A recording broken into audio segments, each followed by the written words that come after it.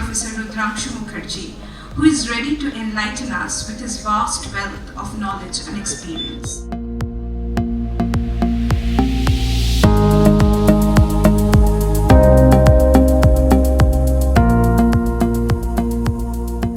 Today we have amongst us a great historian and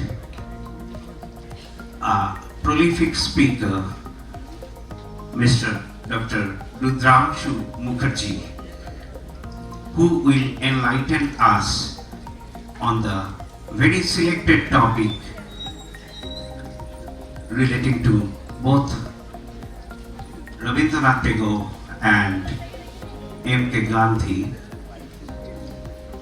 and open up many pages of history in front of you.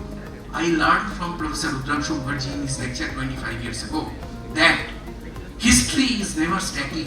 It is continuously developing, it is evolving, it is dynamic, and that dynamics has to be understood through scientific understanding of history. And that is what he said about in that lecture, elucidating that with a lot of examples, and that was tremendously touched my heart. That was beautiful, and he is with us today. A special thanks to you, sir, for your kind support in the organization of this very special lecture to be delivered by Professor Rudrangshu Mukherjee, an internationally acclaimed scholar and one of the foremost historians of our country.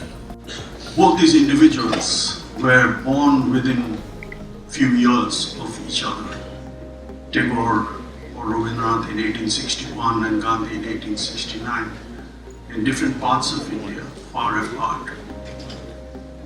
It will always remain a mystery. No historian, no scholar can ever explain how two such titanic individuals could be born within the same decade in the same country, just as no historian has been able to explain how two geniuses like Leonardo da Vinci and Michelangelo were born in Florence within a few years of each other. But the two of them met for the first time in March 1915.